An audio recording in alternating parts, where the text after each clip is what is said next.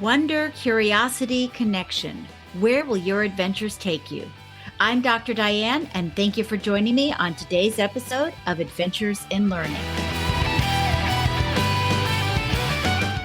Welcome to the Adventures in Learning podcast. I am so excited to welcome David Hubbard to the show today. I've known David for many years now, through the chess club and through aviation clubs here in Winchester, but also through his new role as a poet. He's a little bit of a Renaissance man, and we're going to get to know him better now.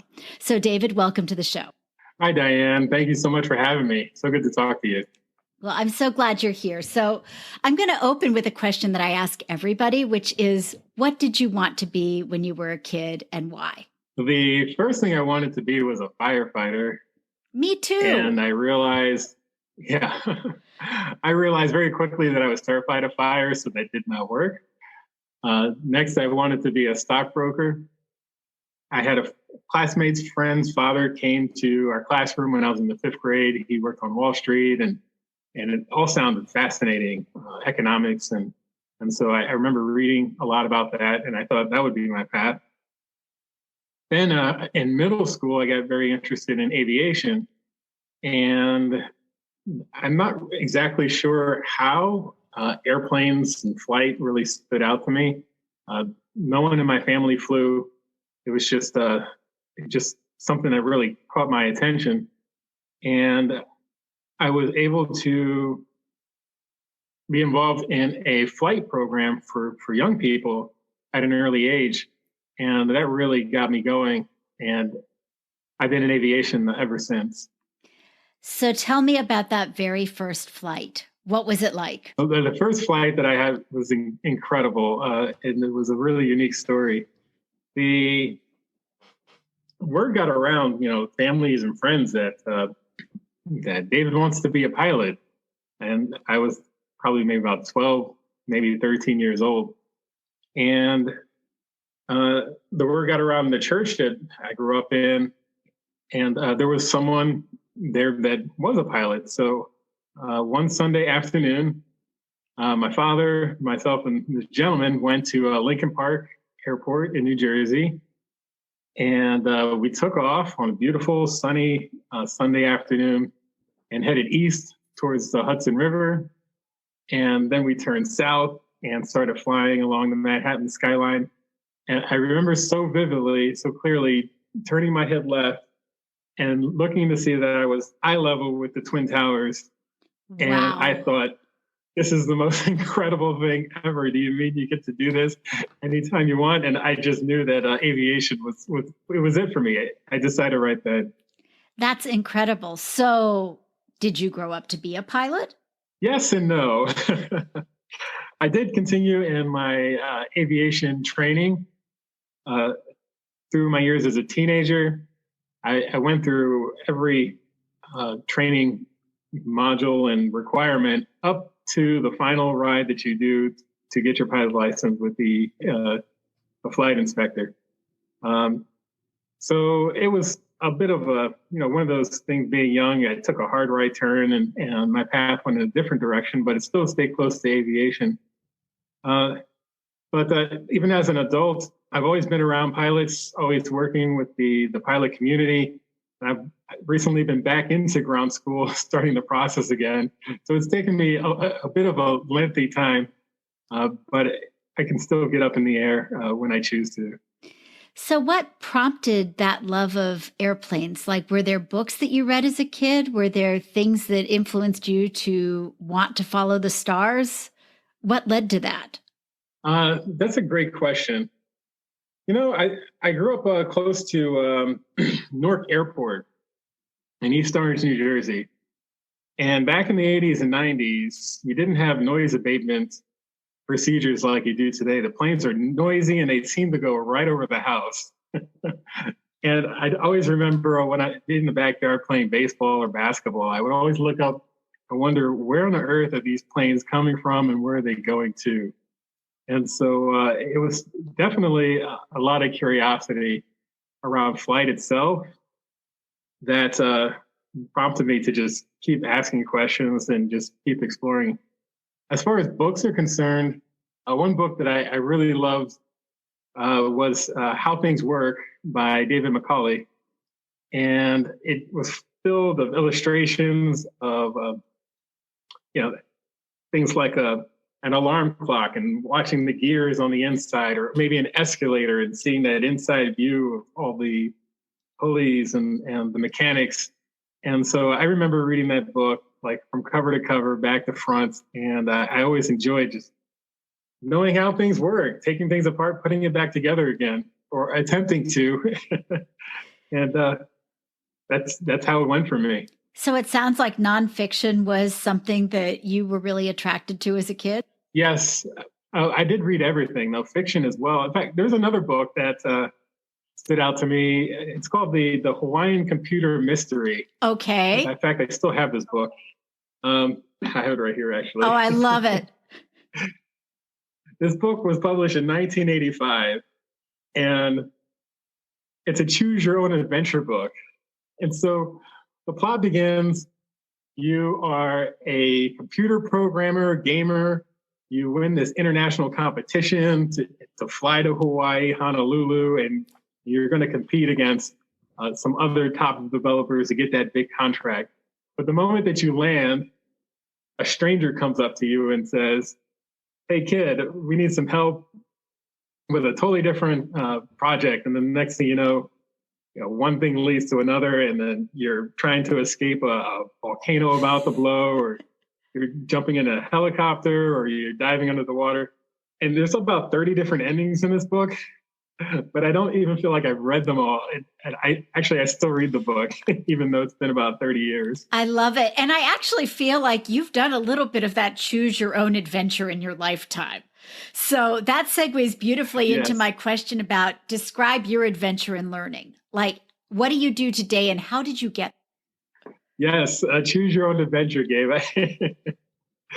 That is a philosophy in and of itself. What I do now, I work for the Federal Aviation Administration at a facility called the Air Traffic Control Systems Command Center, where we essentially manage all the flights in the United States airspace and in the United States. So a lot of the high altitude, 10,000 feet and above, from coast to coast and oceanic. We also do space operations, military, you name it, anything that flies. And I work with a team of traffic managers, air traffic controllers, engineers, you name it, to keep the system moving, keeping people moving from point A to point B. Often, especially this time of year being summer, there's thunderstorms, there's things that we need to avoid and route people around. So I'm deeply involved in making those plans and helping to facilitate the moving of aircraft. So you said you made a hard right turn at 17 from wanting to fly a plane, and you're now working for the FAA in terms of directing them. Did you go directly, or what happened to get you there? Oh, that path certainly was not linear. So I joined the Marine Corps versus going to the Air Force and Naval Academy, which was probably the expected move. And I wanted to do air traffic control. However, I ended up in avionics and then eventually ended up in meteorology as a technician working on Doppler radar, satellite receivers, and communication networks, the whole nine. And the idea was we would take this advanced weather capability, go out into the middle of nowhere, and we would set up and be able to give weather to pilots, to ground units, and things of that nature. So it was an amazing experience that would serve me later. Though at the time, the Marine Corps would often send me to places that were hot and sunny, desert, 110 degrees, and clear skies most of the days. So I wasn't really enthused about meteorology and computer programming and things like that. So I got out of the Marine Corps in 2005 and decided to get back to air traffic control. I went to school at Broken College of Aeronautics near LaGuardia Airport in New York City, and I got a degree in airport management and also air traffic control. And in 2008, I was hired by the FAA, moved to Virginia, and started my career doing ATC. Okay, excellent. Well, we're going to take a break. And when we come back, we're going to take a dive into the ways that you've influenced kids' life when it comes to STEM and STEAM.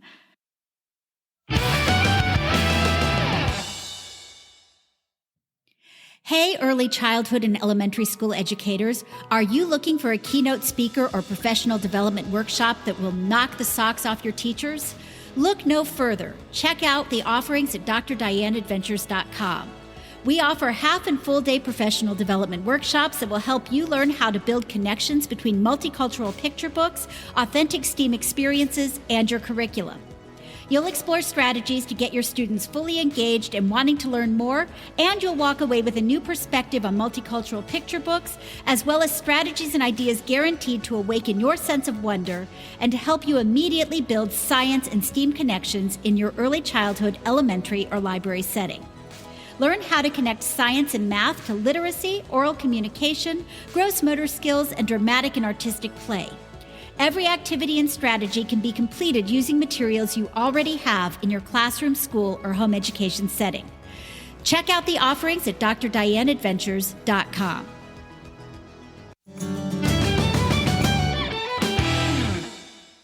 So welcome back. While we were on break, I was thinking about your connections to meteorology and wondering, do you know Archie Williams? No, I hadn't heard of Archie Williams before. So Archie Williams he was the first Black meteorologist in the United States. And what I think is really cool about him is in 1936, he was on the same Olympics team as Jesse Owens. In fact, there were 18 African Americans on that team, which when you think about Hitler's Germany, that was absolutely phenomenal. And they won 14 medals, and I want to say 8 of them were gold. One of those gold medals was Archie's, and he won the gold medal in the 400 meter. He had a degree in mechanical engineering, but because we were in the throes of Jim Crow when he came back, he couldn't get a job. And so he wound up, because he loved planes so much, and that was where your story sort of reminded me of his. He loved the planes so much that he hung out around the airfield and actually took a job cleaning so that he could be near the planes. World War II breaks out, and he's too old for the Tuskegee Airmen. But they said, we'll send you to UCLA, and you can get a degree in meteorology. So he got that degree and wound up supporting the Tuskegee Airmen as they were doing their work, kind of like you were talking about you did in the Marine Corps. He did get to fly eventually. He stayed with the Army, and he was at the Army until the mid-60s, and he flew over Korea, and he got to fly in some other places. And then he retired, but he didn't retire. He went on and taught kids for another 20 years. And then when he died, he was at a school called Sir Francis Drake High School. And just this last year, they renamed it the Archie Williams High School. So I found this out when I was doing some research for a program I did for kids about weather a year ago. And I thought this was just the coolest story. And why don't more people know about Archie Williams? Oh, wow. Well, I didn't know about this gentleman until you mentioned. And I'm definitely going to read up a lot more about his life. Sounds like an incredible human being who just kept. Yeah, I mean, I feel like learning and kept going. We need a book about him. Kids need to know about Archie Williams. Like, this is the kind of history that I find super exciting, because these are the stories that didn't get told, but they're so valuable in understanding the way our country works, I think. Yeah, and also like the human spirit. I mean, to be an Olympian, that would be an achievement in and of itself. Yeah. If nothing else, right? And that team was stacked with some incredible human beings. Like Jackie Robinson's brother was on that team. Oh, I didn't know that. And another man who went on to become a congressman. I mean, I read about this team and I thought, how is it that we don't know more about these other humans who were on that team with Jesse? It's like the first dream team, if you think about it. Seriously. Wow. So speaking of dream teams, I've had the honor of being able to watch you work with kids and adults over the last 6 or 7 years. I've seen you run chess clubs at our libraries. I've seen you run chess club at the museum where I was. You even graciously came out for a Harry Potter day and played chess. I've seen you take kids and teach them all about airplanes and what you do as an FAA officer, to sort of get them to understand that there are more careers in aviation than just being the one who's in the pilot's seat. What motivates you in working with kids? Well, that's an amazing question. The path, I think we're going to say the word nonlinear quite a bit, to working with kids was not necessarily something I woke up one morning and said, oh, this is what I should be doing, the thing that I must be doing. It definitely started with the chess club. And when I originally started with the chess club, I was thinking it would just be adults for a few years in the beginning. And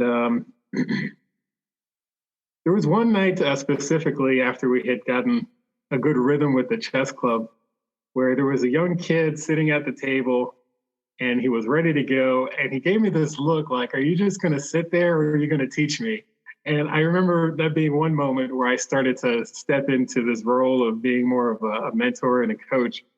And then before you know, we were doing youth chess tournaments. And I really enjoyed, of course, the game of chess, but also I didn't have a club when I was a kid. I learned through books and through computers. So being able to have a club experience and to facilitate that for others who wanted to learn was very, very meaningful. Shortly after starting the chess club, I was able to connect with a friend who was in the flight training program that I grew up in and who is now the executive director. And he said, oh, we need to do a summer ACE camp, Aviation Career Education camp. And so I said, well, I know some people, you know some people, let's get together and see what happens. And we put together a 2-week program of bringing kids to the airports. We went to LaGuardia, we went to Teterboro, we went to the research and development labs for the FAA, put them in full-scale simulators. And many of the things were so cool that, like, us as adults, we were jealous of the kids just because it was just a phenomenal experience. And the crowning moment of many of these aviation camps is that first flight or that flight experience. And to see kids get into the airplane, much like when I was a kid, and take that first flight, see the world from above and come back down, and just like the joy and the excitement, enthusiasm, really brought it around full circle for me. And that's when it really started to click. Okay, this is what this is about. Let's do more of this kind of engagement and give them that passion that I was so fortunate to give myself. I think it is all about the connections. I remember seeing that passion when you brought together all of these experts at our local airport to give kids a one-day taste of it. And even though they couldn't go up in the airplanes, they got to sit in them for just that brief moment. And I remember just seeing the faces on these kids who were like, this is incredible. And they were kids who hadn't thought about a career in aviation or maybe even a career in STEM before that. And so I think it was just a wonderful chance to open their eyes to another world. Yeah, it's all there at the local airport too. That's really the gateway. And you mentioned Archie Williams sitting at the airport. There's an unwritten rule in the aviation community that a kid at the airport that sticks around long enough, a pilot's going to come around and say, hey, kid, you want to fly? And so that's really where it's at. We're very fortunate in the Winchester area. It's a public airport. It's just like a park or anywhere else, open to the public, and the aviation community is very welcoming to bring people into that space and to show them, hey, this is available just like anything else. Of course, there's processes and there's training, but it's right there. You don't really have to go that far. That's awesome. So in terms of the chess club, how many kids have gone through that in the time that you've run it? Oh, that's a very good question. The first club we did was in 2013. And then before the pandemic, we were doing 2 to 3 meetings a week at 2 libraries, and then often working with another organization. We had a volunteer group going into schools, teaching, doing tournaments, the whole nine. So we were very active. And we brought a team to the Virginia State Championship, Scholastic Championship in Arlington for the first time, which was a lot of fun. That's amazing. As well. Yeah, we were averaging about 30, 35, 40 people a meeting. And so I don't have an exact count, but it's definitely been thousands of people through the years uh, in the Winchester area. And then we would go out to Woodstock, we would go to Cape and Bridge, anything to bring people together around chess. So uh, we are getting back to a normal schedule now, at least on Saturdays with the Bowman Library, we're very happy with. And I think we're going to start ramping back up again. Oh, that's wonderful. What is the best advice you would give to these kids if they're looking to enter the STEM field like you? The best advice that I can possibly think of is to follow your curiosity. The value of following your intuition and your curiosity, I think, is the most important driver in this whole process of learning and discovery, like your choose your own adventure game. But also, I think as kids and adults, we know somewhere deep down inside what that thing is that we are really passionate about, that thing that piques our interest, what stands out to us. And sometimes it stands out to us even before we have the language to really articulate what's going on here. And so what's always kind of worked for me is to take that step and just try to get a little bit closer to this thing that you want to learn. And always, when you take that next step, the path opens a little bit more and you see a little bit more than you did before. So following your curiosity and just not being afraid to jump in and to explore is definitely a great way to go. And you'll start to find that path as you go. Well, that's a great place to stop and take a break. And when we come back, we're going to explore the continuation of your adventures in learning as we look at what's driving you to become a poet.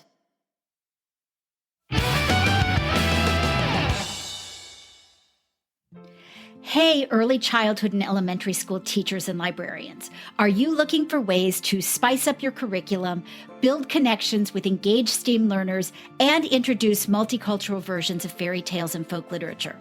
If so, head over to drdianeadventures.com and check out our on-demand virtual course. Beyond Ever After STEAM on-demand virtual course allows you to work at your own pace and learn how to build these STEM-STEAM connections through multicultural fairy tales and folk literature. You'll receive professional development credits after you complete this high-energy 3-hour on-demand course produced with Steve Spangler, Inc. As a bonus, you're going to receive a PDF that's filled with curriculum connections and program ideas you can put to work immediately in your early childhood, elementary, or library setting. Discounts are available for group purchases, plus you get special pricing when you purchase it as part of a regular professional development workshop. So head on over to drdianeadventures.com and get started on your own Beyond Ever After experience.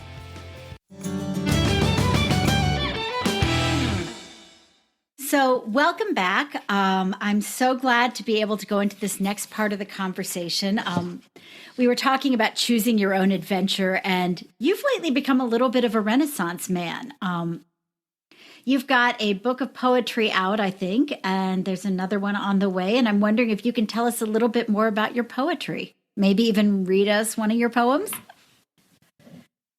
Oh, certainly, yes.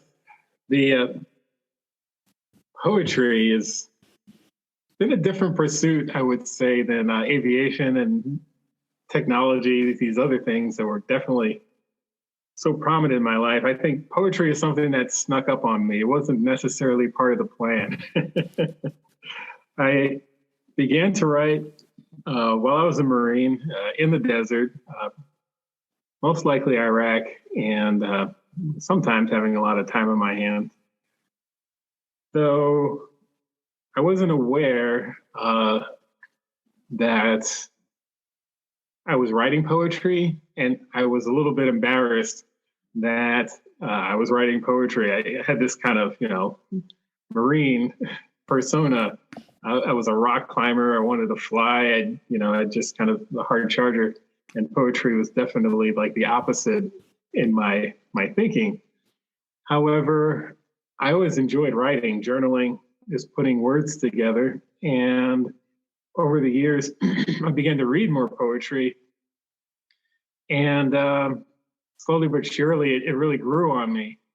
Fast forward to the pandemic in 2020, where we're definitely a lot of time at home.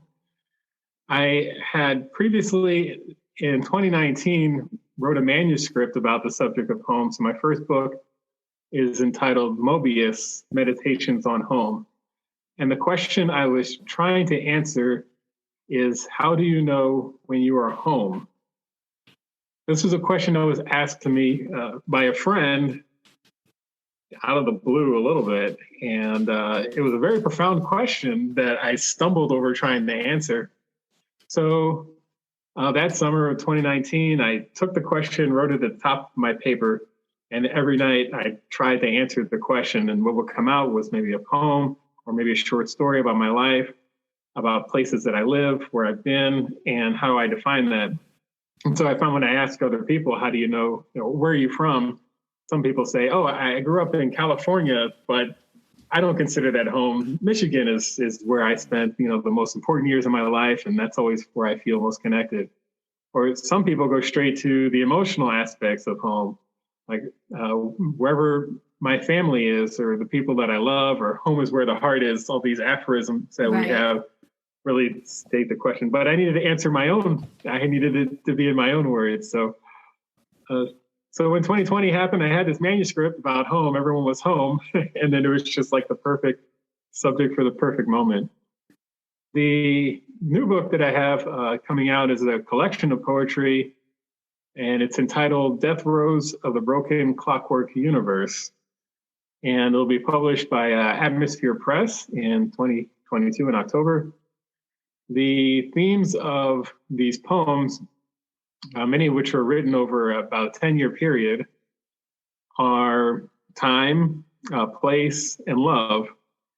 And also, there is quite a bit of science woven into it as well. I'm definitely, my heads are always in the clouds. I'm always looking up to see what's going on. So I love astronomy. I love the James Webb Telescope. We could talk about that for 45 minutes. Absolutely. And we couldn't even touch the beginning of how important and profound just the last month of research has come in. Oh, so exciting. But so a lot of these poems took the shape of looking broader and beyond, and references stars and dark matter and all these themes. So it all came together in a very interesting and fun way. So it sounds like some of the love of science and the universe from your childhood has made its way into your poetry now. Yes, unbeknownst to me, I don't think over the years I realized that these ideas were so important to me. However, when I was able to step back and look at the collection, there's quite a bit going on here. So it's been a lot of fun. So is there a poem you'd be willing to share with us? Yes. In fact, this is a poem that I had written in 2020 as well. And it was published by the Shenandoah Arts Council. And it's nature themes as well, about the seasons. And the title of the poem is How I Might Be Spectacularly Wrong. And it begins, if I leave now, my changes will not be saved. But if I stay, I may grow forgetful, like a fish in the sea, still thirsty. If mercy mixed with honey and turmeric tastes something like cloud, how will I know when I've had enough to drink? First, I might imagine the slumbering bee, swathed in frozen nights and clovered dreams. Next, I might lose the proper question, moments before my turn to ask. And a thought might bloom of how I might be spectacularly wrong, about the nature of flowers, the mystery of nectar, or other graces ever arriving ahead of me. Oh, David, I love that. There's so much to unpack in it. It gets me thinking about all the connections that we make to nature, to each other, and the ways that we can be wrong as well. Thank you for sharing that. Thank you. Thank you. So you've done it all. I mean, you've done aviation, you've done science, you've done STEM, you've done poetry. What are your top strategies for success? Wow. Well, there's still a lot more that I would like to do. There's so much. There's only one lifetime. The things that I've found through the years that have helped me a lot are there's probably a three-pronged approach. The first is look for patterns. I am very big on pattern recognition. I think this comes from several places. Definitely chess, where pattern recognition is a big trait. Also in air traffic control. Through the years, I was an air traffic controller, learning to spot problems and understanding when the picture looks right and when the picture is off is very key to responding and keeping things safe. And where that comes into play, especially when it relates to learning, is when we step outside the box or we step outside of our comfort zone, trying new things, trying to start a new endeavor. One thing that I've learned to ask myself is, where have I seen this before?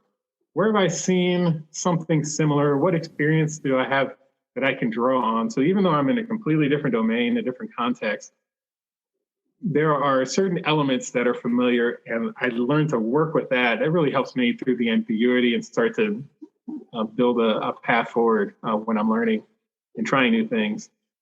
The second prong is to ask for help. That's the hardest one. Probably it gets me all the time.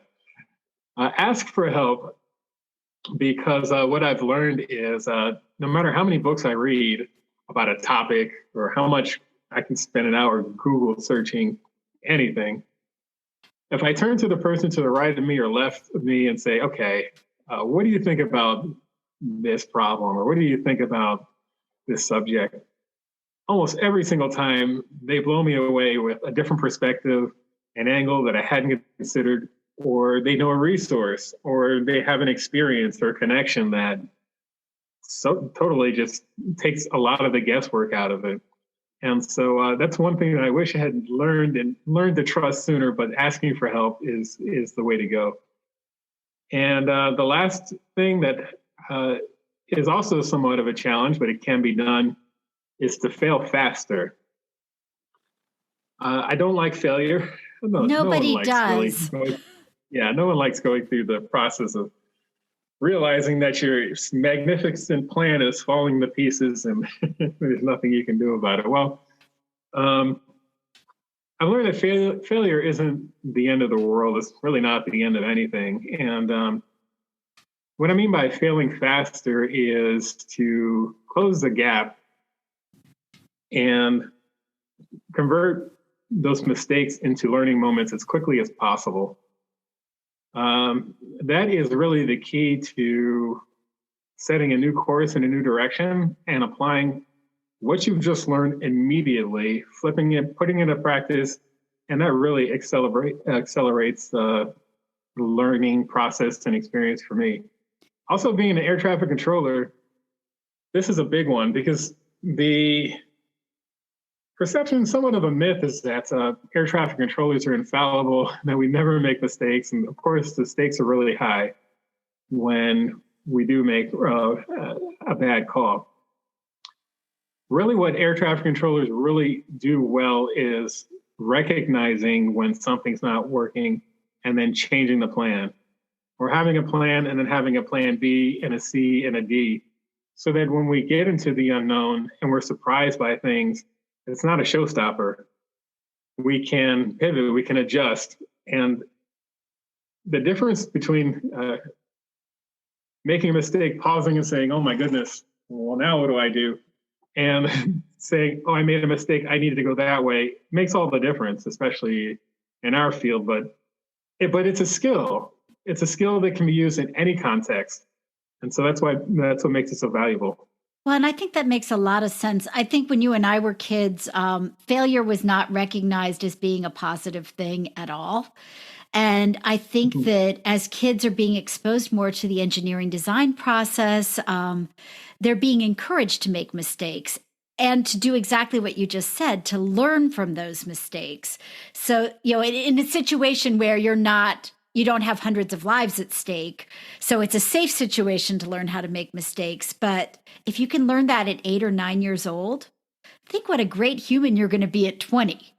Um, Absolutely. and there are Yes. so many wonderful books out there that are kind of all about what happens when you make mistakes. And I think that really helps too.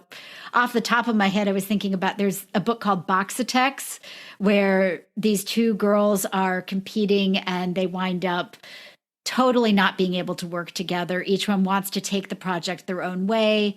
Mistakes are made, but they learn from the mistakes. And while they don't win the grand prize, they get something better, which is learning how to collaborate the next time and how to fix what they messed up. There's another book called The Most Magnificent Thing where the inventor in that book, all the ideas are bad. And then in the end, comes up with one from the mistakes that solves the problem. And I see more and more of those kinds of books coming out for kids. And I think that's a wonderful thing to model what failure can look like. Precisely. And that's reality too. That's the reality of science. The technological improvements and things that we enjoy on a daily basis did not start out that way. There's one iteration after another iteration, one failure and improvement after another that has given us so many of these gifts that we enjoy on a daily basis. Exactly. Often the things that we use now started as somebody's mistake. So, David, what's something that currently Something brings that you currently joy? brings me joy, for certain, and it might be an easy answer, but my two kids bring me a lot of joy. I have a son who is turning 16 soon and a daughter who just turned 13. We have a lot of fun together. Yeah. I can't believe they're that old. We have a lot of fun together. A lot of the things that I learn and I discover in my career, these different engagements, I talk to them quite a bit about it. Hey, this is what I learned today. This is what happened today. Because I think it gives them kind of an inside track to how learning really works, and maybe showing them that I'm still going through the process too, figuring out how to make things successful. But for them, they have their own interests and their own paths. My son loves trains. He's loved trains ever since it was practically one of his first words.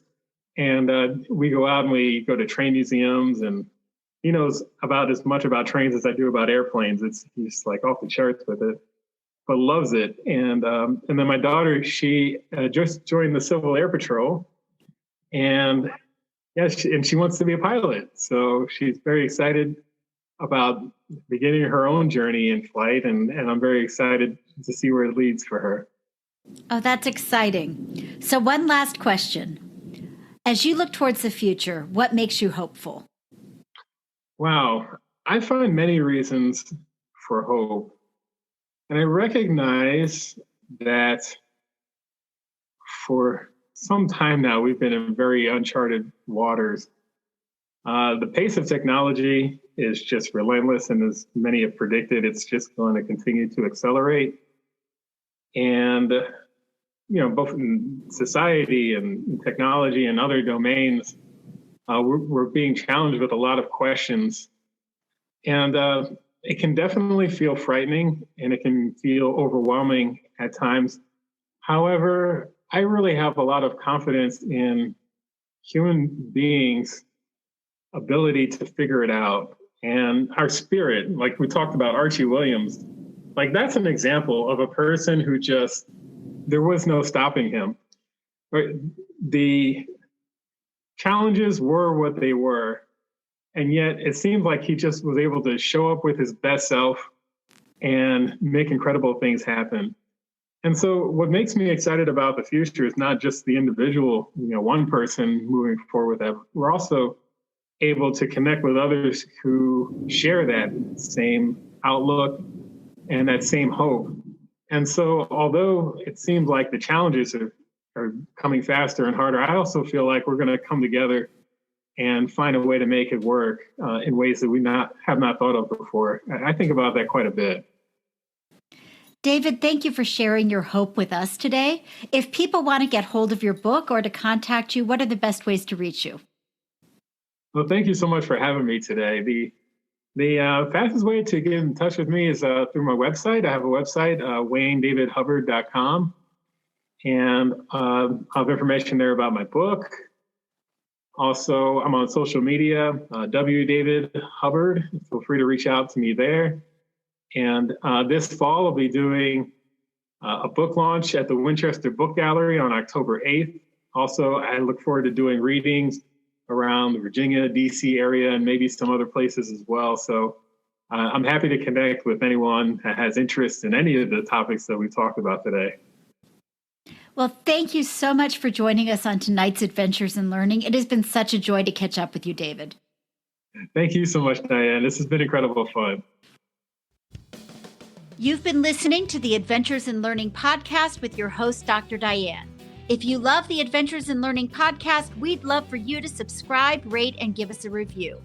We can't wait to see you for our next Adventure in Learning.